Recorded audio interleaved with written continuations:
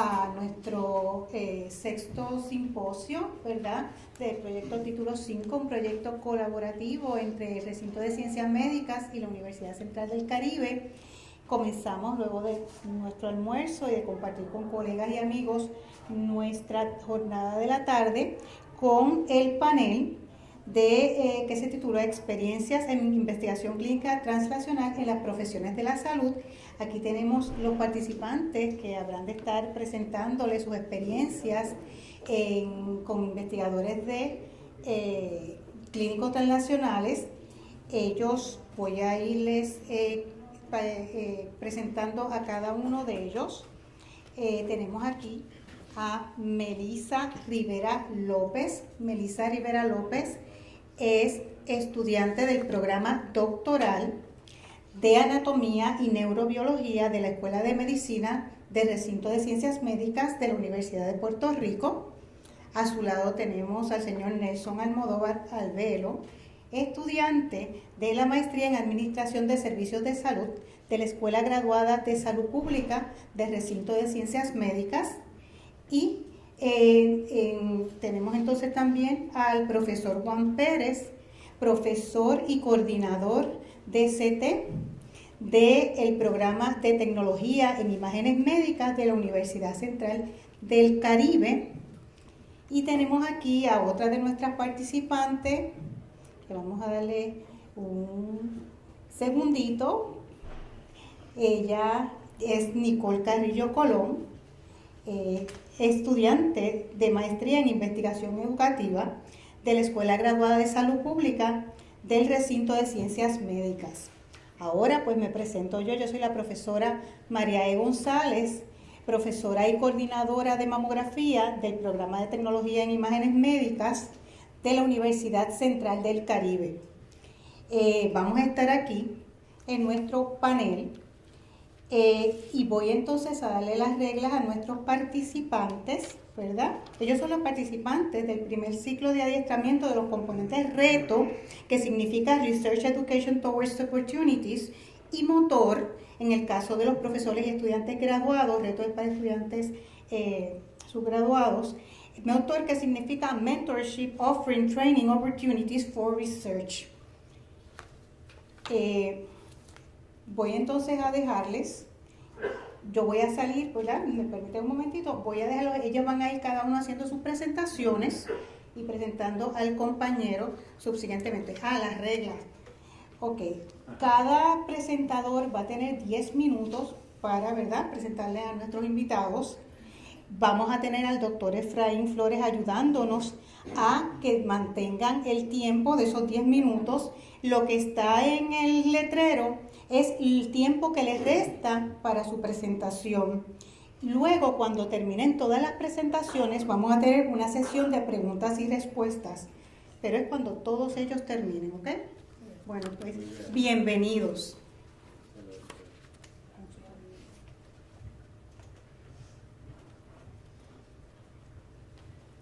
Muy buenas tardes, ¿me escuchan bien? Sí. Nítido. Buenas tardes, como indicó la doctora aquí presente, mi nombre es Melissa Rivera y yo les voy a estar hablando a ustedes acerca de mi experiencia entrevistando a una investigadora de clínica translacional, específicamente en su rol como mentora. Primero, les voy a estar hablando brevemente acerca de uno de los proyectos que ellos presentaron recientemente en el foro anual. Y luego entonces voy a pasar a compartir mi experiencia con la entrevista con la doctora. El proyecto que ellos presentaron se titula Anabolic Steroid Exposure in Adolescents Reduces Accumulable Dopamine 2 Receptors in Female Rats. Suena, ¿verdad?, un poco complejo, pero ahora les voy a hablar brevemente, ¿verdad?, de qué trata este trabajo. Resulta que hay una alta incidencia de mujeres adolescentes que abusan de esteroides. Y los motivos principales por los cuales ocurre esto es presión de grupo y un deseo por mejorar su apariencia física, verse bien, etc. El problema con esto es que según la literatura esto puede traer, ¿verdad?, o generar una predisposición a que más adelante en el futuro estén más predispuestos a abusar de otras drogas. Y entonces, por lo tanto, en este proyecto lo que quisieron contestar, ¿verdad?, es cómo el uso de esteroides en la adolescencia puede aumentar la vulnerabilidad al abuso de drogas en la adultez. Así que para contestar esa pregunta, ellos hicieron lo siguiente. Ellos cogieron ratas hembras en su etapa adolescencia y le inyectaron nandrolona, que es un esteroide anabólico. A esas mismas ratas, más adelante cuando alcanzaron la etapa adulta, le inyectaron entonces cocaína por varios días y esos mismos días que se le inyectó la cocaína, evaluaron su comportamiento. ¿Qué tipo de comportamiento ellos querían ver? Pues ellos les interesaban ver locomoción. Y para evaluar locomoción, una de las herramientas que se utiliza bien poderosa es el Open Field Test, que es este que ven aquí. Aquí ellos lo que hacen es que cogen la rata, la localizan en el centro de un espacio abierto pero cercado y evalúan, ¿verdad?, cuánto se mueve ese animalito en un periodo de tiempo. Además de eso, ellos querían evaluar cómo estas manipulaciones podrían estar afectando el cerebro, específicamente cómo están modulando los receptores de dopamina. Y para hacer esto, ellos utilizaron inmunohistoquímica y en la imagen que tienen aquí presente es simplemente mostrando el concepto básico de cómo funciona, ¿verdad?, las diversas técnicas de inmunohistoquímica. Finalmente, como parte de sus hallazgos, ellos encontraron que el administrar nandrolona durante la adolescencia resalta los efectos de cocaína en la adultez y que nandrolona en sí disminuye los receptores dopaminérgicos, mientras que la cocaína aumenta los receptores dopaminérgicos. Ahora, ¿verdad?, después de concluir estos hallazgos, yo quiero compartir mis hallazgos de la entrevista con la doctora Anabel C. Segarra del Departamento de Fisiología, que fue la mentora de este proyecto. La doctora Segarra, ¿verdad?, además de ser investigadora, ella es profesora de estudiantes graduados, de estudiantes de medicina y estudiantes de medicina dental. Ella también es senadora académica y ejerce un sinnúmero de otras funciones asistiendo a diferentes comités y preside como representante del Comité de Protección Radiológica, entre muchísimas otras.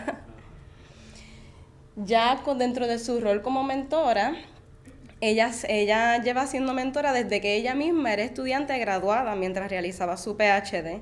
Y este interés de la doctora Segarra surge a partir de una pasión que ella tiene por la enseñanza. Inclusive ella ha cursado estudios en pedagogía. Ella le interesa mucho la enseñanza, no solamente desde la perspectiva tradicional del salón de clase, sino que ella destaca que la mejor forma de aprender es haciendo. Y ahí entra su escenario como investigador en el laboratorio, ¿verdad? Que ahí donde la mejor forma que se aprende es haciendo. Y a lo largo de su trayecto como mentora, ella ha mentoreado un sinnúmero de estudiantes, incluyendo graduados, subgraduados y hasta estudiantes de escuela superior.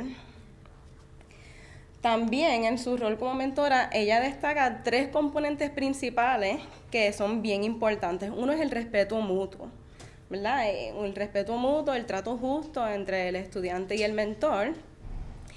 Y también destaca que debe haber una buena química, una buena conexión, que tanto el mentor como el que está siendo mentoreado se lleven bien, que se dé esa buena dinámica. Inclusive ella menciona que el mentor, de ser posible, debe ser su amigo y su aliado, ¿verdad? Y inclusive defenderlo de ser necesario en diferentes situaciones. Ella también promueve el desarrollo profesional de sus estudiantes, asegurándose de que ellos logren un desempeño efectivo en el laboratorio, que ellos se sientan cómodos manejando las diferentes destrezas, técnicas, manejos de animales, etcétera. Y también trata lo más posible de siempre exponerlos a experiencias enriquecedoras, como asistir a colaboraciones, conferencias fuera de Puerto Rico, que son experiencias que los enriquece tanto profesional como personalmente.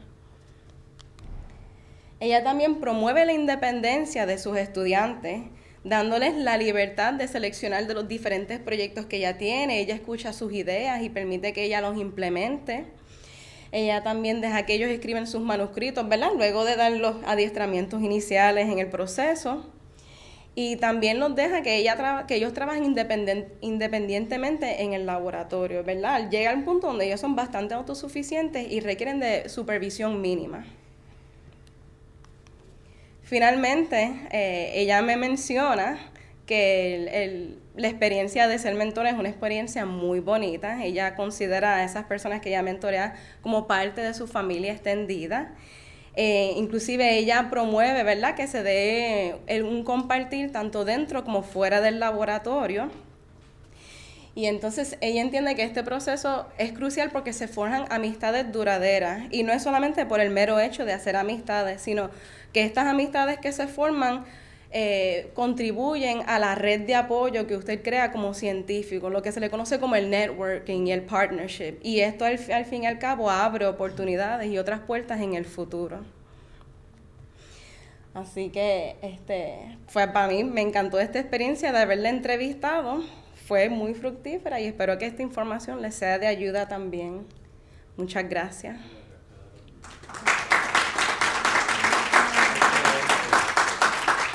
Ahora les dejo con mi compañero Nelson Almodóvar.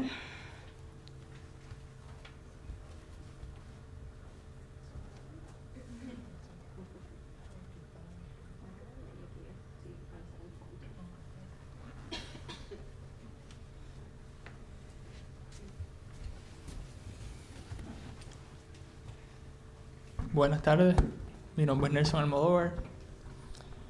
Yo les voy a estar hablando, ¿verdad?, sobre uno de los investigadores que conocí en el foro anual del Recinto de Ciencias Médicas y la entrevista que le pude realizar. El investigador que yo conocí es el doctor Reyes Pulliza. Él básicamente es uno de los investigadores que tenía bastantes estudiantes allí y fue una de las cosas que consideré a la hora de seleccionarlo.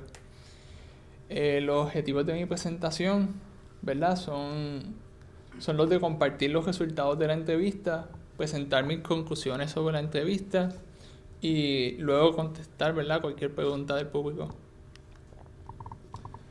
El investigador Juan C. Reyes Pulliza es un investigador en el área de bioestadística y epidemiología en la Escuela Graduada de Salud Pública.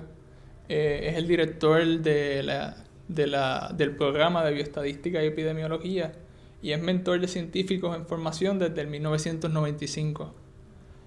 Él comenzó trabajando en el UCC como investigador full time y ahí fue cuando él, ¿verdad?, se da la tarea de empezar a desarrollar esa área de mentoría, porque se dio cuenta de que era fundamental para él poder ser un investigador más exitoso.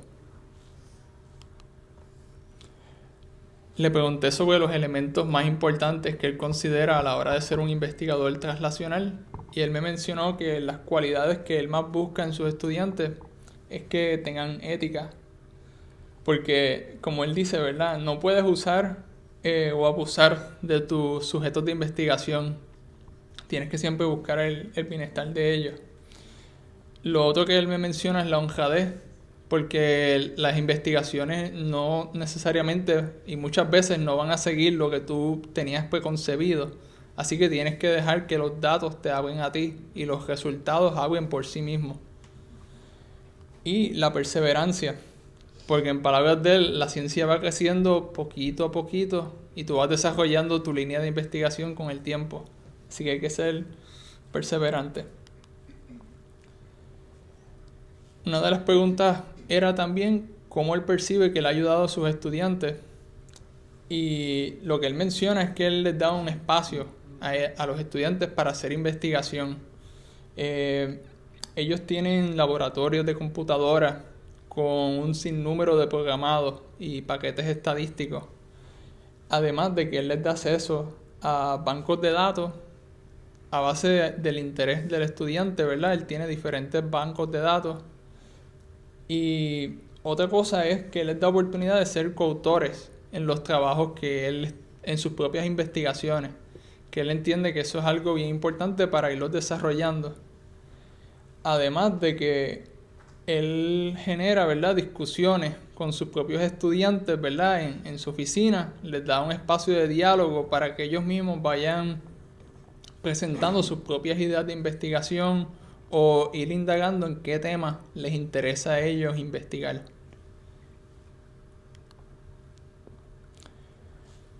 Y lo otro, ¿verdad?, es el paso que todos queremos, que es que esos, ¿verdad?, estudiantes que son mentoreados puedan desarrollar independencia, ¿verdad?, como investigadores. Y ahí él me dice, ¿verdad?, que algo bien importante es que le da acceso a bases de datos y les enseña, ¿verdad?, cómo utilizarlas. Y a medida que ellos van desarrollando sus tesis, él también les va sirviendo de mentor y los va guiando en sus investigaciones. Y finalmente, ¿verdad?, el doctor Juan Reyes Pulliza me dice que él considera gratificante ver cómo los estudiantes comienzan con él y luego prosiguen, ¿verdad?, a estudios posteriores o terminan trabajando como investigadores independientes.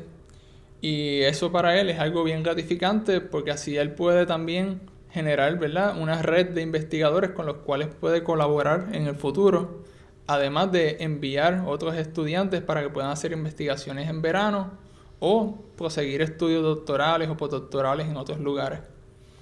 Y su deseo es, ¿verdad?, poder seguir siendo mentor y espera seguir haciéndolo hasta que Dios le permita.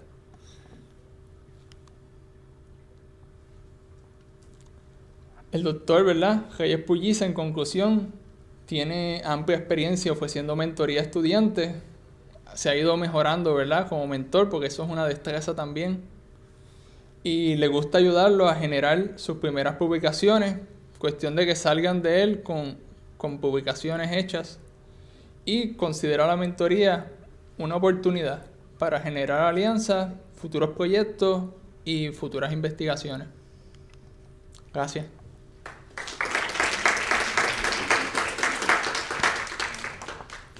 Y ahora los dejo con Nicole Carrillo.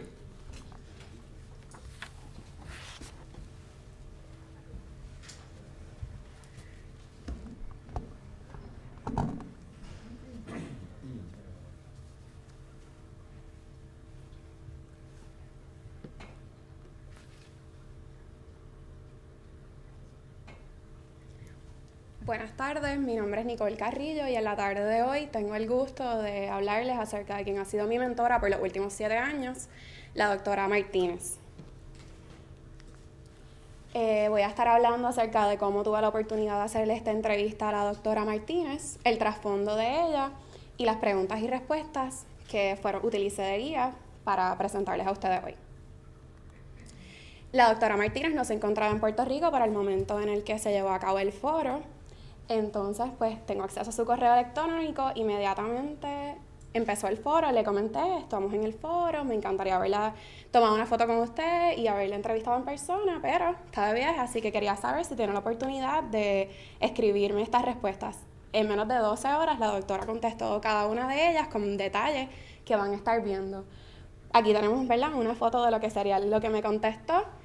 Y pues para hablar un poquito acerca de cómo ella se ha formado en la persona que es hoy, ella estudió en el recinto de Río Piedras, un bachillerato en Ciencias Generales. Cuando se gradúa del recinto de Río Piedras, inmediatamente comienza lo que sería su carrera de medicina en el recinto de Ciencias Médicas. Al terminar, comienza la residencia que hizo el grado que es combinado, que es Psiquiatría de Niños y Adolescentes y Adultos.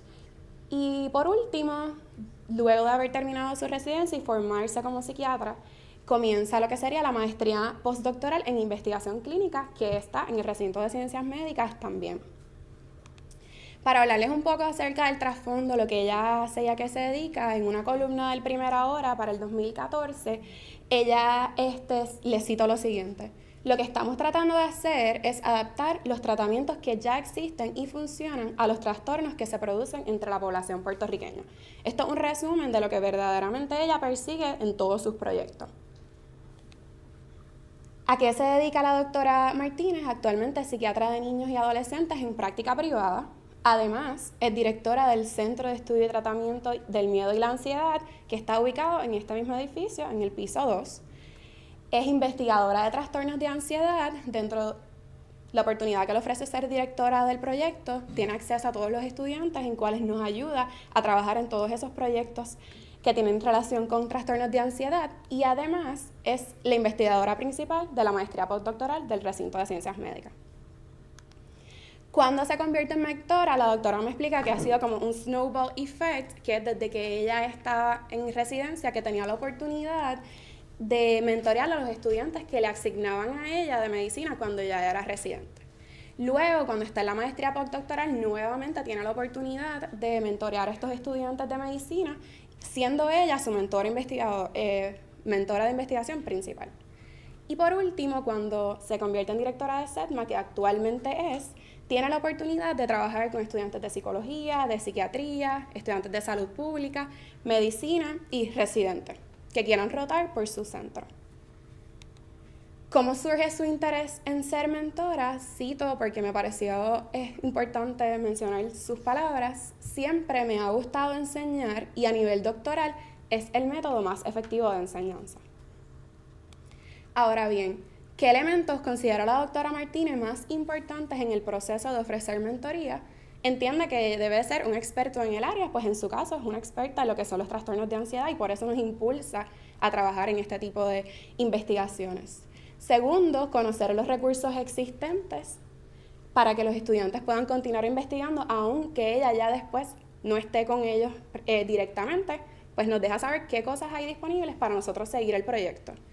Tercero, identificar el nivel de conocimiento y destrezas de cada estudiante y utilizando eso va al cuarto, que sería desarrollar un plan de mentoría individual, que de eso he sido yo, me he beneficiado de eso, puesto que me ha ayudado, hemos buscado cuáles son mis beneficios para entonces trabajar con ellos y mejorar entonces lo que no son tantos mis destrezas. Y por último, es importante los cursos o talleres en mentoría para mentores en investigación. ¿Cómo ha ayudado en el desarrollo profesional de sus estudiantes? Nos ha expuesto a lo que es el modelo de investigación clínica translacional. Nos ha dado a conocer que sí se puede investigar y ser clínica a la vez, como ella es un perfecto ejemplo de ser madre, ser investigadora, tener práctica privada, y nos ha enseñado que si uno se organiza, es capaz de todo.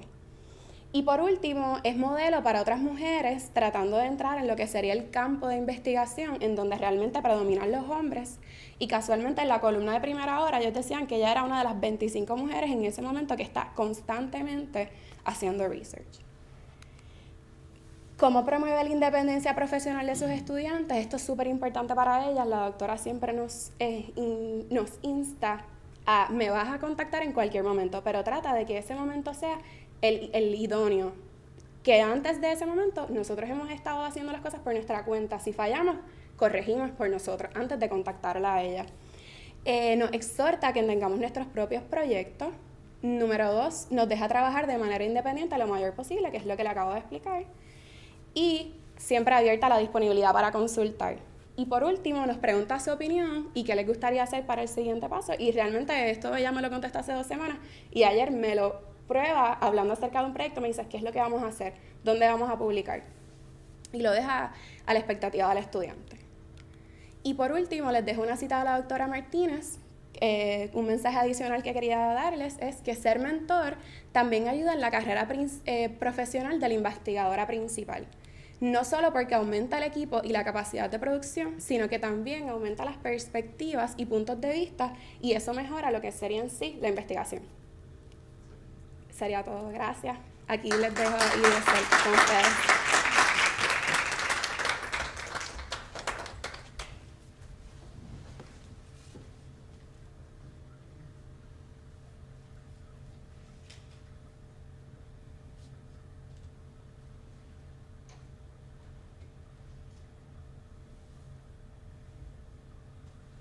Muy buenas tardes, mi nombre es Eidice Lotero. En este momento voy a presentar lo que sería la entrevista de investigador clínico. Para llevar a cabo, ¿verdad?, esta investigación se realizó una agenda o unos objetivos que serían los que le estaría hablando sobre las preguntas guías, le estaría hablando sobre el proyecto investigativo, las respuestas que me dio el investigador, ¿verdad?, sobre esta investigación y la foto que obtuve con el investigador. Bien. Estas son las preguntas guías por las cuales nos dejamos llevar para poderle hacer la entrevista, las cuales serían: ¿cuál es su nombre? ¿A qué se dedica? ¿Cuál es su trasfondo académico? ¿Qué le motivó a trabajar proyectos de investigación clínica translacional? ¿Qué específicamente le estimuló a realizar esta investigación? A continuación también serán las otras preguntas adicionales. ¿Qué aplicaciones concretas tiene el resultado de su estudio para el cuidado de la salud de la población? ¿Tuvo algún mentor o mentora en su investigación? ¿Cuál es el nombre de este investigador? ¿En qué forma apoyó el guía, ¿verdad?, de esta persona, facilitó su proceso de investigación? Y algún otro detalle que él quisiera decir sobre esta investigación. Bien. El título del proyecto investigativo sería Comparative Study of Hip Arthroscopy versus Conservative Management After Simple Traumatic Hip Dislocation. El nombre del investigador sería Emanuel Rivera Rosado. La ocupación del mismo sería que él es médico residente en ortopedia. Su trasfondo académico sería un bachillerato en la Universidad de Puerto Rico, recinto de Calley. Por consiguiente, tendría un doctorado en medicina en la Universidad de Puerto Rico, aquí en el recinto de ciencias médicas. La motivación que tuvo este estudiante es que quería solucionar el dolor, ¿verdad?, de estos pacientes que presentan este tipo de dislocación porque no tienen tratamiento y persiste el dolor. Mayormente ese tipo de investigación que realizó son causas de accidentes automovilísticos. Aplicaciones concretas del resultado serían realizar la artroscopía a este tipo de pacientes para ver si mejora, porque presentaban dolor después de. El mentor que tuvo este investigador fue Francisco Otero López, que también es especialista en ortopedia. Forma en la que este mentor ayudó al estudiante serían que discutieron la idea y trabajaron juntos como debería ser en proyectos de la salud, todo en equipo. Esta sería la foto con el doctor. No quiso llevar más a cabo la otra pregunta, no quiso decir más nada. Esta sería su investigación. Él quiso realizar esta investigación ya que por medio de un CT y por medio de una radiografía no se podían encontrar los cuerpos extraños y tenían que realizar la artroscopía para poder extraer esos cuerpos extraños que se encontraban en la cadera en este caso. Muchas gracias. Y ahora los dejo con el profesor Juan Pérez.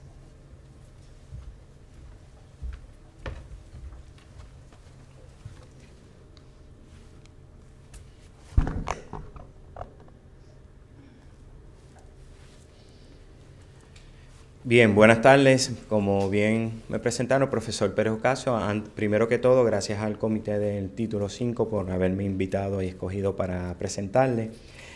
Básicamente, mi presentación fueron trabajadas con dos presentaciones. El objetivo es explicar los temas que investigación seleccionado, presentar, ¿verdad?, la experiencia de los investigadores en su rol de mentor, que ya los primeros 3 compañeros básicamente también fueron trabajados en eso, compartir lo aprendido en la visita del foro anual, ¿verdad?, de investigación. Básicamente ahí tienen los 2 temas que escogí. La variable principal de los 2 es que en mi caso, ¿verdad?, que fue donde más me identifiqué después de haber caminado el primer piso y el segundo piso de la biblioteca, porque fuimos 1 a 1. Y esta calva se sudó allí ese día. ¿Okay? Fuimos 1 a 1 porque había que escoger. Así que las variables principales que fueron incidental finding, lo que conocemos, ¿verdad?, en el gremio de radiología.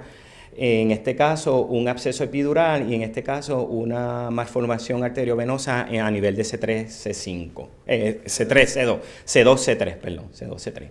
El primer casito fue con el doctor Gerald Marín. Él es emergenciólogo en UPR Carolina.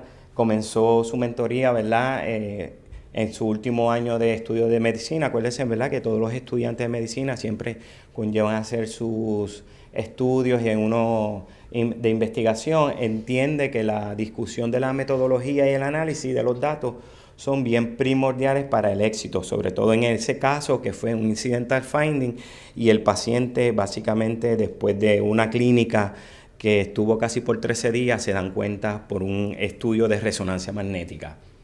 Promueve la búsqueda de nuevos protocolos en manejo de pacientes, porque dentro de la discusión, uno de los procesos que, ¿verdad?, que yo observé, yo le dije, hello, pero ahí no hay un CT de tórax, y le hiciste una angiografía por CT. Y pues entramos en la discusión, no en la discusión, sino en la información de por qué no se le había hecho ese CT de tórax.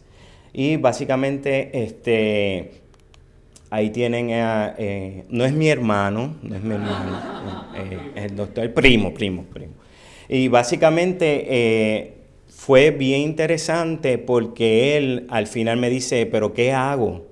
Y yo le dije, bueno, usted es el doctor, ¿verdad? Pero mi humilde recomendación es que para futuras ocasiones, dentro del protocolo de evaluación, haga un CT de tórax o el que sea screening, no se vaya a algo específico. Claro, la clínica del paciente y todo, que no voy a entrar en detalle eso, pero ellos se estaban dirigiendo básicamente al corazón y le hicieron todos los estudios de corazón. Y yo le dije, mira, posiblemente en un CT de screening de tórax hubiese visto el área, el edema en la parte del tórax, ¿verdad?, a nivel torácico. Después de 13 días que el paciente viene ya con pérdida de movimiento en la extremidad inferior, y porque él lo ve en el hospital, él se preocupa y dice, pero ven acá, vamos a hacer un MR. Le hace un MR lumbar, no encuentran nada, y luego un segundo MR en el área torácica, es que entonces logran obtener, ¿verdad?, la patología que era el absceso epidural. Claro, ya el paciente había perdido movilidad inferior, ¿verdad? Pero eso ocurre, ¿ok? La siguiente trabajo investigativo básicamente fue con el doctor José Fernández y el doctor Rafael. Él es cirujano vascular y neurocirujano. Su rol como mentor, como attending, ambos son attending. En la presentación había un estudiante de medicina de segundo año que fue el que estaba dando la orientación del póster. Tan pronto uno comienza a hacer unas preguntas un poquitito más técnicas posiblemente, pues entonces entra el doctor José, que era básicamente el mentor y el investigador principal del póster. Y su interés básicamente siempre ha sido de mentoría, pues porque tiene a los residentes continuamente y ellos pues están dándole información nueva.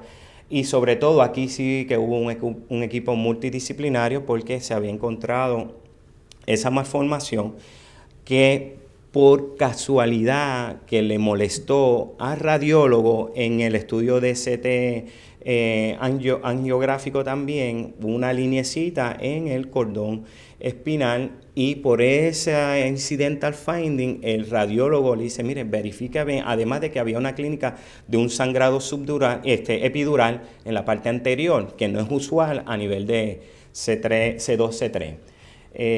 Y en esto pues desarrollaron nuevas técnicas y clasificación de la patología porque no existía, y ellos promueven que cada paciente, ¿verdad?, sea atendido con rigurosidad. Ahí tienen el póster con este es el doctor principal, Fernández, doctor Baella y el estudiante de medicina de segundo año. ¿Okay? Básicamente, participar de las actividades, ¿verdad?, en el foro nos permite conocer diferentes profesionales de la salud, porque como muy bien han presentado los doctores, ¿verdad?, ya con experiencia, este tipo de investigación translacional es un equipo multidisciplinario, si no es aquel que se va a su laboratorio 24/7 para ver qué yo descubro, sino que necesitamos la experiencia de los demás compañeros para de esta forma alcanzar el logro, ¿verdad?, de objetivo de cada proyecto que uno esté envuelto. ¿Okay? Les traigo, ¿verdad?, este pequeño pensamiento para cerrar, que lo trajo nada más que nada menos, ¿verdad?, Albert Einstein: la mente que se abre a una nueva idea jamás volverá a su tamaño original. Definitivamente, tan pronto a uno le da ese picorcito de algo que le preocupa, uno está ¿verdad?, buscando información, ya sea personal o ya sea un trabajo investigativo a nivel de sociedad, ¿verdad?, de obtener algún grado y de esa forma poder seguir hacia adelante. Yo no tengo la cascada, pero lo tengo ese que si se llegan a tirar de ahí, pues se va a dar bien duro. Pero básicamente lo traigo porque, ¿verdad? Donde la posición que estoy, tu mente, tu pensamiento se va a ir hasta donde llegue el horizonte y tú puedes alcanzar todo lo que tú logres donde tú puedas llegar. ¿Ok? Muchas gracias y que pasen buenas tardes.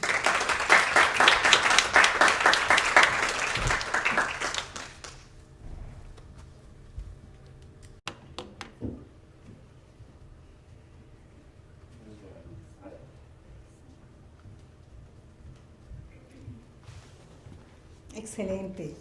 Comenzamos entonces nuestra sesión de preguntas y respuestas. Tenemos el micrófono disponible para cualquier. Aquí tenemos nuestro primer.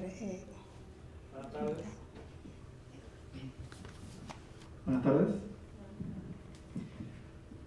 Quisiera preguntar a los estudiantes. Desde esta mañana hemos escuchado que es bien difícil hacer investigación y lo difícil que es y que es difícil, ¿verdad? Y que van a tener muchos obstáculos a largo y a largo.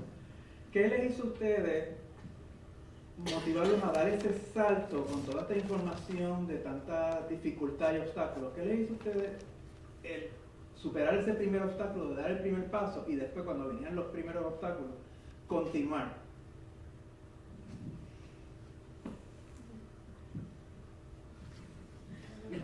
Buenos días, Nicole, mi nombre, de nuevo.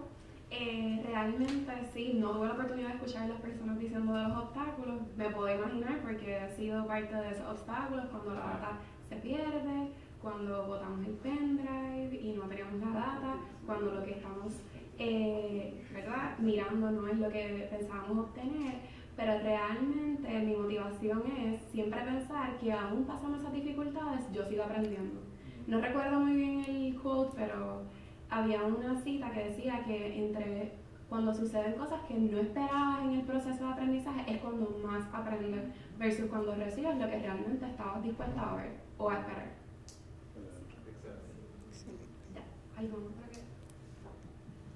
Sí, yo pienso que el tema de investigación que te guste y que sea una pregunta que de verdad te genere intriga, ¿verdad? Es algo bien importante para tú seguir trabajando, ¿verdad? Y buscando aprender sobre esa área. A mí personalmente me interesa mucho cómo los datos pueden ayudar a mejorar procesos en el área de salud. Y eso es algo que lleva a uno, ¿verdad? En una búsqueda que uno no sabe hacia dónde te va a llevar. Pero a medida que tú vas haciendo estudios de tiempo, por ejemplo, en un hospital para ver qué cosas están generando un bottleneck, y tú sigues investigando, ¿verdad? Y te das cuenta de que puedes hablar con los clínicos, ¿verdad? Y básicamente dar sugerencias que ellos lo toman de cómo mejorar su proceso, pues eso te da una satisfacción que entonces ahí te motiva a continuar. Yo pienso, ¿verdad?, que es el resultado, ¿verdad?, que uno pueda obtener de ese proceso de investigación o de mejorar, ¿verdad?, el proceso en el área que estemos, lo que nos motiva, ¿verdad?, a perseverar. Bueno, en mi caso, antes de yo decidir entrar al doctorado, ya yo sabía que iba a ser bien difícil, ¿verdad? Pero a mí hay dos cosas principales que me motivan. Una es que disfruto mucho lo que hago, ¿verdad? En mi caso es Basic Research, Basic Sciences, y otra es las personas que he conocido a mi alrededor que me han ayudado a superar esos obstáculos y que ellos a su vez me motivan a continuar. Así que esto es como todo, hay que gustarle y mucho, porque como usted bien dijo, es bien difícil y siempre van a haber obstáculos en el camino. ¿Alguna otra pregunta? ¿Alguna otra pregunta? Sí, yo creo que quiero hacer un comentario que es importante y una pregunta. Para beneficio de los que no lo saben, y no sé si cuando salí se dijo, Melissa es de anatomía, Nelson es de salud pública, Nicole de salud pública también. El profesor es profesor de imágenes y Giselle es estudiante de imágenes. Dentro de la perspectiva del panel, la parte teórica que han dicho, pues está en la práctica, en el panel, obviamente, pues cada uno de ellos representa una profesión y tienen diferentes perspectivas, y entonces se han ubicado en conseguir personas dentro de sus temas, sus preguntas, identificar investigadores clínicos translacionales que de una forma u otra pues están relacionados con su área de especialidad, ¿verdad? Esto es muy importante. Pero la pregunta entonces se la había hecho ya en la sesión previa, pero se la hago aquí para que la conteste en la parte pública. ¿Qué hubiera pasado si el profesor y la estudiante estuvieran integrados desde el inicio en el proyecto de investigación del compañero que usted hizo las preguntas con respecto a qué hubiera pasado? O sea, ¿cómo hubiera sido la dinámica con respecto a la pregunta de investigación que estaba haciendo y con las recomendaciones que usted había hecho con respecto a posibles otras intervenciones? Bueno, en el primer caso, como yo en la clínica, ¿verdad? En el diario, si esto trabaja en una sala de emergencia, yo le indiqué al médico, pues consulten, hablen, porque muchas veces ellos mandan requisiciones por la clínica y pues no toman la consulta de ese profesional de la salud que posiblemente no necesariamente es un médico, es un tecnólogo, un terapista o una enfermera que posiblemente por la experiencia pues le dice, mira, mi recomendación es que, ¿verdad?, evalúes y puedes hacerle esto o esto otro. Y me pasa, por mi experiencia personal, todos los fines de semana que hago guardia, viene un médico, ocurre algo y yo le digo, mira, yo creo que mi recomendación verifica esto, otro, ¿okay? Y de esa forma poder entablar, ¿verdad?, esa dinámica de ser interdisciplinario en una sala de emergencia o en un hospital. El otro caso, pues, básicamente es igual, donde hay un grupo mucho más grande y pudo ser mucho más efectivo la integración de los profesionales que estaban envueltos en ese caso clínico. ¿Alguna otra pregunta del público? ¿Son tímidos? ¿Alguien más? Bueno, nosotros sí hemos preparado unas preguntas, ¿verdad?, que queremos hacerle a nuestros panelistas. Y podemos comenzar por Melissa, que fue nuestra primera presentadora. Melissa, nos indicaste que compartiste tu entrevista con la doctora Segarra, indagando en su rol como mentora. Te preguntamos entonces a ti, ¿cómo te ves a ti misma como mentora, siendo estudiante graduada y estás participando en el componente motor, ¿verdad?, que es para estudiantes graduados y profesores a nivel subgraduado? ¿Cómo tú te ves como mentora en ese rol? En la actualidad, ese rol, porque ya nos hablaste del rol de mentora de la doctora Segarra.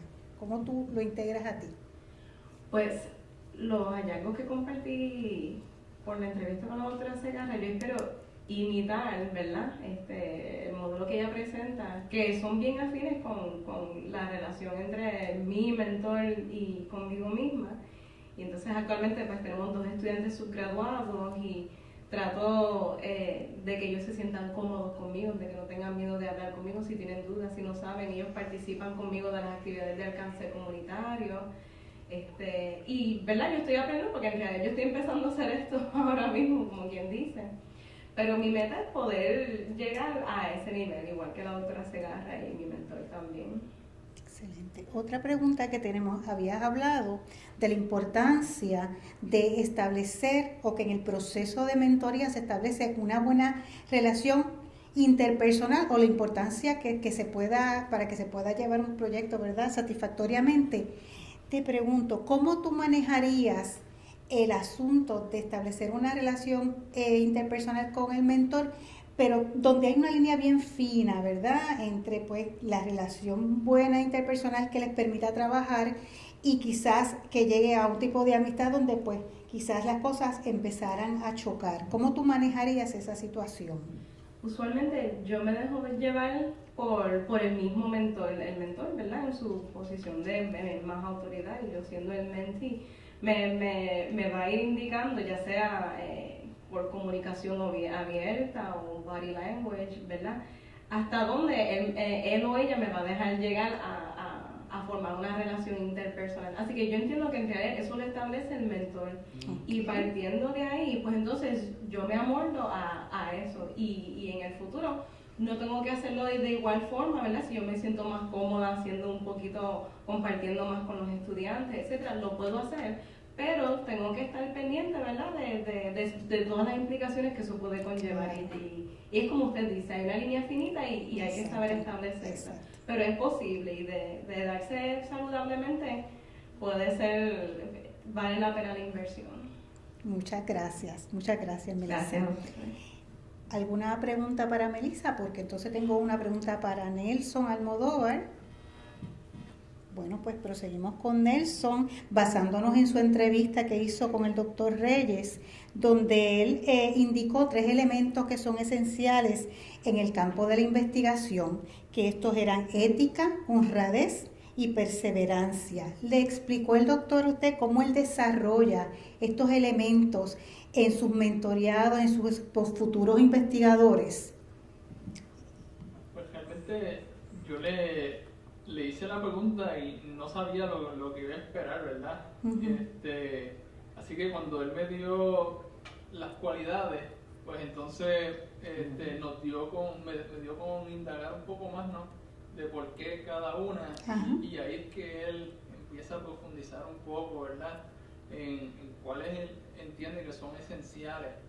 Y realmente yo no detallé en cómo él, ¿verdad?, las desarrolla. Yo sí sé que los estudiantes tienen que hacer una tesis, ¿verdad?, como parte de su programa académico.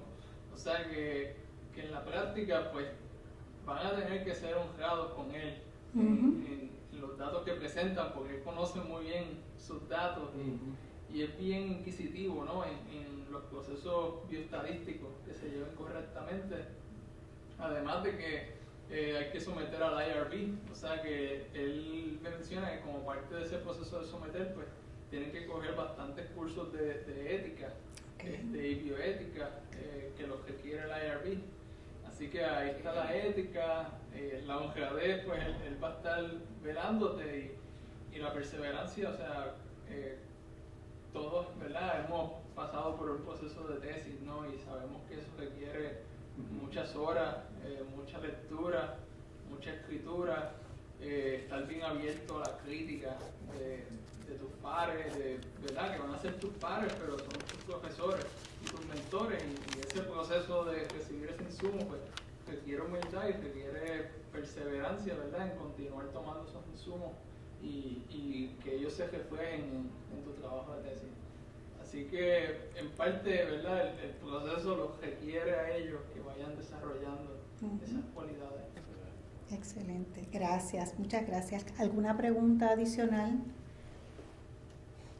Pues entonces proseguimos con Nicole Carrillo, quien nos estuvo presentando su entrevista con la doctora Karen Martínez, quien ha sido su mentora por 7 años, así que deben conocerla muy bien. La doctora, dentro de la presentación, nos indicó o puntualizó el hecho de que ella era una modelo para otras mujeres en la incursión de las mujeres a el campo tan dominado por los hombres, que es la investigación. ¿Cómo te visualizas tú en tu rol como mentora, mentoreando a investigadores jóvenes, ¿verdad?, que son varones? Ya tú has visto el ejemplo pues de tu mentora, y ella pues enfatiza, o sea, yo soy como el ejemplo, la puerta, estoy abriéndole la puerta a las demás mujeres. ¿Cómo tú, habiendo sido mentoreada por la doctora Martínez por tantos años, cómo te ves tú entonces en ese rol también mentoreando a varones, cuando sabemos que hay unas barreras, ¿verdad?, para nosotras las mujeres en el campo que es bien dominado por los varones? Pues buenos días nuevamente. He tenido la oportunidad no solamente de trabajar con un modelaje tan espectacular como mujer como la doctora Martínez, sino con la doctora Albizu, con la doctora Costa. Y si he notado algo, ahora que usted me está haciendo la pregunta, es que realmente no está esa barrera de eres mujer, te voy a dar X, eres hombre, te voy a dar Y. Siempre nos hemos mantenido como iguales. Y yo quiero que realmente cuando yo llegue el momento de hacer una propuesta, de que me den fondo, yo quiero que me vean como si fuera un hombre. O sea, no, él no tiene algo adicional que yo no tengo profesionalmente, que él se vea beneficiado. Así que por como yo deseo equidad, yo creo que obviamente, ¿verdad?, las barreras de respeto lo trataría igual como trataría a una fémina, porque realmente eso es lo que espero de los mentores míos y de mis pares y de cualquier otra persona que me vaya a dar algún beneficio. O sea, que realmente no entiendo que trazaría una línea entre eres hombre, te voy a dar hasta aquí o no vas a tener oportunidad para esto. Sería bien equitativa para ambos sexos. Y ejemplo has tenido. Definitivamente. Excelente. ¿Alguna pregunta para Nicole adicional? Bueno, pues proseguimos entonces con Eidicel, que fue la próxima. Quiero aprovechar para presentar formalmente a Eidicel Otero López. Ella es estudiante subgraduada del programa de Tecnología de Imágenes Médicas de la Universidad Central del Caribe. Eidicel, en el caso de tu entrevista, en el caso de tu entrevistado, el doctor Emanuel Rivera Rosado, él era un mentoreado. Él tenía un mentor que lo ayudó en el proceso de la investigación de la cual tú estuviste hablando. ¿Te expresó él o te abundó sobre cuáles fueron sus responsabilidades como mentoreado? No, él no abundó sobre eso. Y dentro de la entrevista que tuviste y de lo que ya tú has escuchado en los talleres que hemos tomado, ¿cuál crees tú que deberían ser entonces las responsabilidades que tiene un mentoreado frente a su mentor? ¿Qué responsabilidades tendrías tú como una persona que está recibiendo mentoría? Pues yo creo que deberán de dar la información correcta porque a veces se malinterpretan, ¿verdad?, las informaciones. Creo que todo debe llevar al punto y todo, ¿verdad?, como ya mencioné, todo debe ser, ¿verdad?, todas las contestaciones tienen que llevar una respuesta y no sean tan abarcadoras, sino que vayan al punto. Todo lo que se necesita pues tiene que llegar a donde Que tú entiendes que el mentor debe ser bien claro y específico, pero ¿y cómo debe responder entonces esa persona que a ese mentor le está enseñando? ¿Cómo debe responder ese estudiante? ¿Cómo entiendes tú que debe responder el estudiante a ese mentor? Bueno, pues entiendo que debe ser responsable también, ¿no? Uh-huh. En cuestión a eso. Si él le da en caso de abarcar un poquito más, si le da unas instrucciones, debe llevarlas a cabo como se supone que las da. Uh-huh. Porque siempre se encuentran situaciones, pero entiendo que todo debe llevarse puntual y todo debe hacerse de la forma en la que el mentor indica, porque tú no puedes hacer las cosas a tu manera, porque entonces no estás siguiendo las órdenes o las indicaciones que te da el mentor. Para ti como estudiante, que estás trabajando juntamente con él, porque el que sabe es el mentor, no tú. Tú estás aprendiendo. Es correcto. Y en eso exhibimos nosotros entonces la disciplina, ¿verdad? Muchísimas gracias. ¿Preguntas para Eidicel? Pues entonces vamos a las preguntas para el profesor Pérez, que hizo su entrevista, ¿verdad?, en el escenario clínico. Y ya viendo, conociendo, de acuerdo a la pregunta que le hizo el doctor García, su opinión sobre la importancia que hay en una interacción interdisciplinaria entre las diferentes profesiones de la salud en estos escenarios, ¿verdad?, clínicos, le pregunto, profesor, está haciendo turnos todo, ¿verdad?, las guardias los fines de semana y encontrándose estas situaciones, ¿ha confrontado usted alguna barrera en esta dinámica de, ¿verdad?, de discusión en casos, barreras tales como celos profesionales, prejuicios, egos, cuando entre las diferentes profesiones de la salud que están interactuando en un escenario, por ejemplo, hospitalario, que es por lo general cuando uno hace un turno, ¿verdad?, o una guardia? Yo creo que básicamente todos los profesionales de la salud que estamos en el hospital, tenemos situaciones, siempre las va a haber, no es que no existan, siempre las hay. Siempre hay sujetos donde te dicen, tú eres un simple técnico y tú haces lo que yo diga. Y ahí pues yo sigo lo que él indique. O sea, yo no, por lo menos en mi experiencia, he tenido innumerables de situaciones, desde tan sencillo de que tienes que inyectar a ese paciente o no lo inyecta. Claro, siempre uno tiene que tener presente la seguridad y la salud de ese paciente, que no esté en riesgo. Yo, si hay algo en riesgo, puede venir el director médico, el que sea. Si el riesgo de ese paciente está envuelto, yo no soy el primero, que sea otro.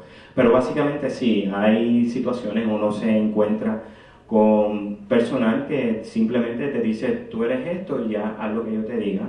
Y hay otros que están abiertos al diálogo o que tú les recomiendes, pues mire, doctor, yo entiendo que puede hacer esto. O el otro caso, como me pasó, un accidente de carro, tiene un folio lleno de sangre, un accidente de carro, la persona está ebria, ¿verdad? Y le manda un CT de cabeza. Y yo digo, pero nada más de cabeza, sí, ok. Y uno, ¿verdad? Por la experiencia, dice, déjame hacerle un CT abdominopélvico, por si acaso.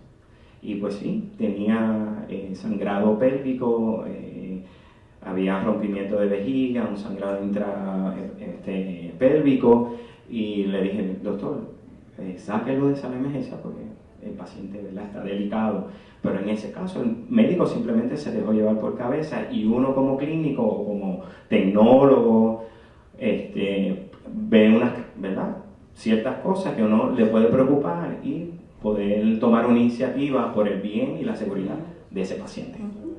Y es nuestra responsabilidad como profesional de la salud, independientemente de qué rama, ¿verdad? Excelente. ¿Alguna pregunta para el profesor Pérez? Yo tengo unas preguntas generales, cualquiera el que desee, ¿verdad?, puede contestarlas. ¿Cuál fue el beneficio que ha obtenido usted de la participación de este ejercicio? Personalmente entiendo que ha reforzado el pensamiento que he tenido de si quiero continuar una carrera MD clínica o MD researcher, y creo que estoy más que segura que MD researcher, así que agradezco hasta cierto punto esta iniciativa porque realmente me ayudó a reforzar lo que verdaderamente yo perseguía con haberme matriculado, si quería continuar como clínica o investigadora, y definitivamente es investigadora. Excelente. ¿Alguien más? Yo pienso que ayuda, ¿verdad?, que todo el equipo, ¿verdad?, clínico y investigativo, pues pueda interaccionar entre sí. Y eso para mí es algo fundamental, ¿verdad?, porque yo pienso que realmente no hay muchos espacios a veces para mezclar estudiantes y compañeros de diferentes escuelas. Y este es un espacio para eso. Y te permite, ¿verdad?, tener una concepción de realmente cuáles son las aspiraciones o cómo piensan, ¿verdad?, otros profesionales de la salud. Y para mí, ¿verdad?, la investigación translacional es algo bien importante, no solo en la academia, sino también en los espacios donde se atienden los pacientes. Y a medida de que las tecnologías sigan avanzando y podamos tener nuevos descubrimientos, pues va a ser más y más importante que esos lleguen al hospital, al lugar donde está la gente enferma y con necesidad. Así que me parece que es bien importante que nos vayamos empapando, ¿verdad?, desde el principio en todo lo que es, ¿verdad?, el mejoramiento de nuestro sistema de salud, que hacia eso es que nos dirigimos. ¿Alguien más? A mí este ejercicio me encantó muchísimo porque en realidad antes de yo entrar a hacer el doctorado tenía mis nociones en cuanto al research y la comunidad científica, ¿verdad? Esta persona encerrada en un sótano con tubos de ensayo y pues que era todo objetivo y frío y que no era, ¿verdad? Que no podía darse pues como que un ambiente cariñoso, etcétera. Así que para mí ha sido como romper barreras, básicamente. Para mí este ejercicio me encantó muchísimo. ¿Alguien más? Muy buenas tardes. No he tenido la oportunidad de realizar una investigación clínica translacional, por lo cual esto me beneficia por lo menos a cómo formularla, cómo crearla más o menos en una presentación, y le doy gracias al doctor Efraín que nos ayudó en ese proceso de cómo realizarla correctamente. Adicional a eso, a mis compañeros, porque ellos ya han tenido la experiencia de cómo realizar una y he podido aprender de algunos detalles, cómo se realiza correctamente, porque primero es el miedo de que, sí, son 15 slides, cuando tú vienes a ver en papeles son 100 páginas, yo me quedo como que como las cucarachas cuando dan la plaza. Dios mío. Dios mío, tanta página, pero he podido, ¿verdad?, observar que a pesar de los obstáculos, como dijo el doctor, como ya mencioné, pues no he realizado una, gracias por avisarme del obstáculo. Siempre lo vamos a encontrar con uno porque es parte de los procesos, no solamente de la investigación, sino de nuestra vida. Así que creo que esto ha sido muy beneficioso para mí, para en cuanto yo realice la investigación, que estoy cerquita. Pues esto me ayuda a poderla realizar correctamente. Gracias, Edison. Bien, mi experiencia básicamente, aunque uno es académico, pero en mi caso personal, pues yo estoy igual que todos ellos, estoy empezando, estoy en cero, porque sí, uno hace su tesis de maestría, pero básicamente fue una sola, ¿verdad? Yo fui solo, no había grupo y fue básicamente, ¿verdad?, un tema específico, pero en este caso, pues yo estoy aprendiendo sobre todo, ¿verdad?, este tipo de investigación, y de esa forma poder ayudar a nuestros estudiantes subgraduados y ayudarnos mutuamente, porque en mi caso yo estoy aprendiendo y estamos aprendiendo todos, y ellos vienen donde uno, mire profesor, pero ¿cómo hago esto? ¿Y en qué me ayuda esto? Entonces uno busca la forma de poder orientarlo, dirigirlo, ¿verdad?, llevarlo por ese camino como académico a todos ellos para que puedan realizar su tema o su investigación. En el caso del programa de la Central del Caribe, en el currículo, ellos a nivel subgraduado sí tienen que hacer un trabajo investigativo, está dentro del currículo, y de esta forma pues ellos van conociendo, obteniendo información de cómo se debe hacer un buen trabajo investigativo con todos los elementos que conlleva obtener, ¿verdad?, toda la información y eventualmente la hipótesis si hay o no es, básicamente. Gracias. Gracias. Una última pregunta que tenemos, y es pues las recomendaciones ahora, ¿verdad? Ya sabemos que les gustó mucho el ejercicio, pero ¿mejorarían algo? ¿Alguna recomendación sobre este ejercicio? Ustedes son el primer ciclo de adiestramiento. Próximamente, en los próximos meses, comenzará un segundo grupo. Así que vamos forjando, ¿verdad? Y nos vamos enriqueciendo de este proceso. Creo que mejoraría la promoción. Cuando casualmente le compartí a mis compañeros la presentación de cómo una presentación oral efectiva, todos mostraron interés, pero realmente yo tuve la promoción por la doctora Edna Acosta, que no necesariamente ya tiene acceso a los estudiantes de salud pública. Así que realmente si no hubiera sido por ella, y yo se lo envié a varias de mis amigas, creo que no hubieran podido tener la oportunidad de conocer acerca de esta iniciativa. La promoción del foro, donde ustedes fueron a buscar No, entiendo la promoción de... ¿Entendí la pregunta? Era recomendaciones sí, del ejercicio porque ustedes fueron al foro, allí donde estaban, ¿verdad? Sí. Me confundí. Era recomendaciones para título 5. No, pero si ya está contestando la promoción del proyecto. Ok. Exacto, sí. Ok, está bien. ¿Y es importante también? Exacto. Ok, gracias.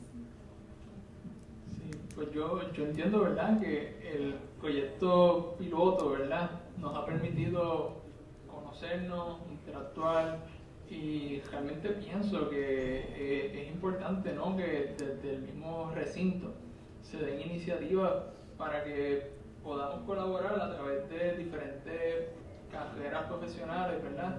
Que no sea el hospital el lugar donde por primera vez tú te encuentras a un médico o un administrador de salud pública o un tecnólogo médico, que quizás esto sirve, ¿verdad?, como un piloto para que el recinto mismo o otras instituciones, ¿verdad?, como la UCC, puedan desarrollar espacios donde estudiantes de diferentes profesiones puedan interactuar entre sí y quizás eso, ¿verdad?, nos va a ayudar a tener experiencias mejores que la que él menciona, ¿verdad?, el profesor menciona. Sí. Excelente. Además, estoy de acuerdo con la compañera en dar más promoción. Yo me enteré por mi propio mentor, ¿verdad? De ahí en fuera pues no sabía. Pero aparte de eso, a mí me hubiese gustado entrevistar como 3 investigadores en cuanto al asunto de la mentoría, porque es que hay tanta diversidad en la perspectiva de mentoría, y lo digo por experiencia propia, ¿verdad? Así que eso es lo único también que me gustaría que se pudiera hacer más adelante. Ok, muy bien, excelente. ¿Alguna otra comentario? Bueno, yo creo que como todo proyecto, como es la primera vez, comienzan las observaciones. Aquí es que nos vamos a dar cantazos y nos vamos a caer y nos vamos a levantar, nos sacudimos las rodillas y volvemos. Básicamente yo creo que como primer proyecto, pues se van afinando las cosas para el próximo que nos tengan miedo, porque nos vamos a quedar, olvídate. Y pasaremos, me imagino, ¿verdad?, que nosotros seremos pues mentores ya con un poquito más experiencia, donde ya los que vengan detrás se van a dar menos, pero se van a dar también, ¿ves? Pero que básicamente es eso, estamos en el proceso de crecimiento en el proyecto y esperamos que eventualmente pues esto sea para todo el mundo. Exacto, vamos construyendo. Elisel, ¿algún comentario? Estoy de acuerdo con mis compañeros, especialmente con una parte que dijo Nelson, que no necesariamente sea para la salud, porque otros tienen la oportunidad de hacer investigaciones, porque no creo que necesariamente sea de la salud. Otros se pueden relacionar tanto de educación como de, vamos a poner, arte culinaria, porque a lo mejor a alguno de ellos les interesa alguna investigación. Porque en mi caso, que no lo mencioné, esta investigación me ayudó también en un ámbito personal, porque yo nací con cadera dislocada, aunque en el caso de la investigación el doctor enfatizó en que fue de un accidente. Por lo menos él me pudo, ¿verdad?, informar de que en mi caso mi acetábulo es, en ejemplo, el acetábulo es como en forma de C para encajar con la cabeza del fémur, para conectarse. Pues la mía es como si fuera como una L. Entonces, eso a mí me ayudó a poder, ¿verdad?, saber en el estado en el que estoy en este momento, descubrir eso porque no lo sabía, y creo que es una buena oportunidad, a pesar de que estamos empezando, a pesar de que el proyecto está empezando. Creo que eso se afina y se corrige después, porque, ¿verdad?, esos son puntitos pequeños que eso se puede ir corrigiendo a través del tiempo y de la elaboración, porque todos pueden colaborar y traer sus puntos, y eso se puede añadir al proyecto, que creo que está más que bien. Muchas gracias, Elisel. Bueno, pues hemos dado por terminado. Hacer una pregunta. Que una pregunta más, seguro que sí. Para todos, sencillo, breve. ¿Qué a los que entrevistaron, qué de lo que les contestaron, la interacción que tuvieron con ellos, ustedes se identificaron? ¿Con qué de las entrevistas específicamente, con el mentor o investigador, ustedes se identificaron?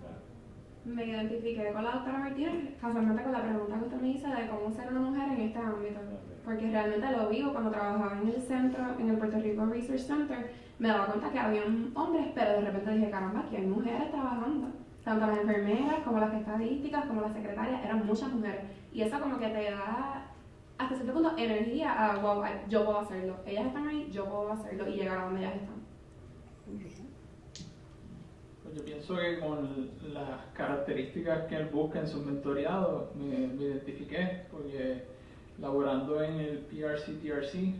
Estamos allí con participantes que vienen de su propia voluntad a apoyar las investigaciones que se hacen en el recinto, y eso es algo bien bonito, ¿verdad? Y realmente uno desea, ¿verdad?, que ellos se sientan bien a gusto, que todo se haga con ética, ¿verdad?, con mucha seriedad y mucho respeto por todos los participantes. Y eso es algo que también en la honradez, ¿verdad?, cuando descontinúan, ¿verdad?, el tratamiento y no siguen viniendo, pues eso hay que documentarlo correctamente. Y es algo que yo lo veo en el diario, a todos esos investigadores, ¿verdad?, que son honrados en sus investigaciones y realmente que son perseverantes, ¿verdad?, porque a pesar de que es difícil, ¿verdad?, trabajar con sujetos humanos, pues se mantienen perseverando día a día, trabajando en sus investigaciones a pesar de todos los retos. Me sorprendió y me identifiqué con el hecho de que la doctora Segarra como mentora está dispuesta a abrir las puertas a una dinámica interpersonal y que, ¿verdad?, haciéndolo correctamente es posible. Yo soy una persona bien cariñosa, mi subgraduado cuando está conmigo sí hay una disciplina, sí hay una ética, hay un protocolo que se lleva a cabo, pero yo les doy un beso y un abrazo cuando los veo, yo en lo personal. Pero que, ¿verdad?, la doctora Segarra me mostró que, mira, el mundo, la comunidad científica no tiene que ser fría y ¿verdad?, todo completamente objetivo.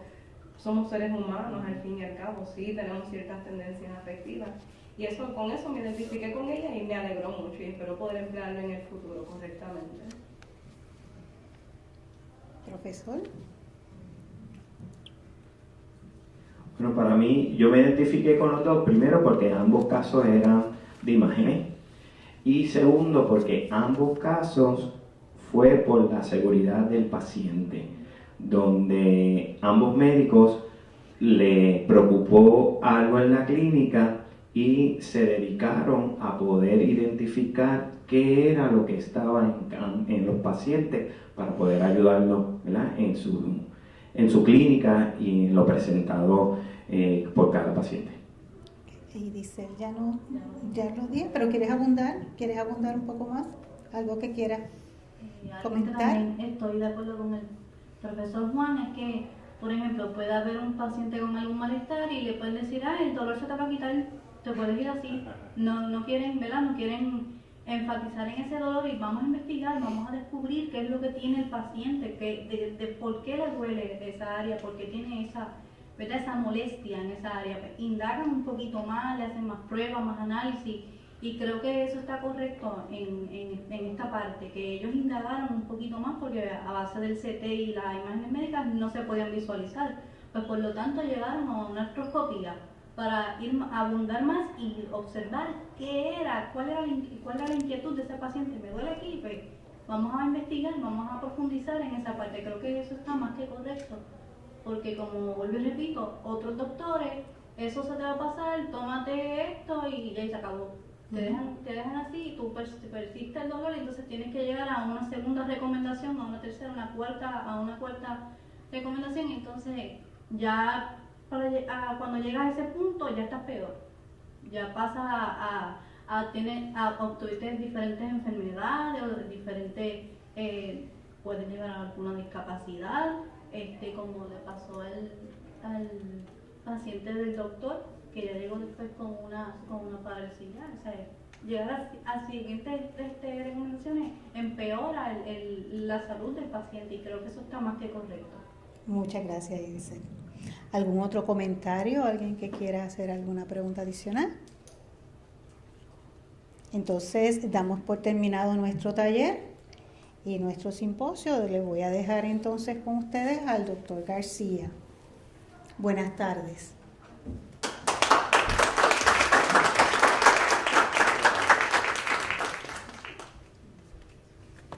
Sencillamente vamos a hacerle un obsequio a cada uno de ellos para tomarnos una foto también, y cada uno de ellos van a recibir un certificado y un regalito. El certificado dice: otorga este certificado el proyecto Universidad de Puerto Rico, Recinto de Ciencias Médicas, Universidad Central del Caribe, proyecto título 5, Cooperativo RCM-UCC otorga este certificado por su participación como panelista del panel Experiencias en Investigación Clínica Translacional en las Profesiones de la Salud, sexto simposio anual título 5, la investigación clínica y translacional en las profesiones de la salud, 10 de mayo de 2017, firman el decano de Asuntos Académicos, doctor José Capriles Quirós, y este servidor, el doctor Rubén García García, y en orden, para que no se caigan las cajitas, Melissa, para tomarnos una foto todos al final. Nelson.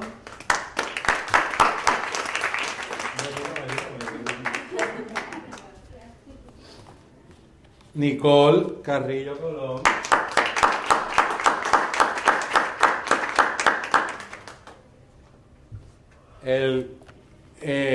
Edicel Otero López.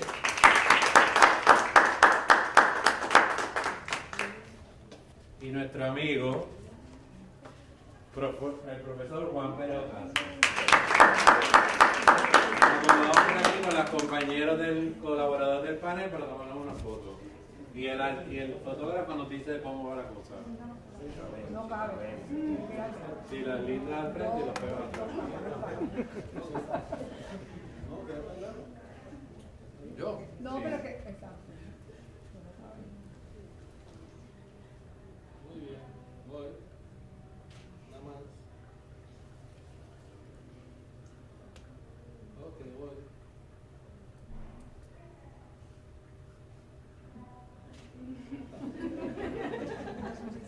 ¿Estamos bien? ¿Otra más? No, estoy bien. Ok. Bravo.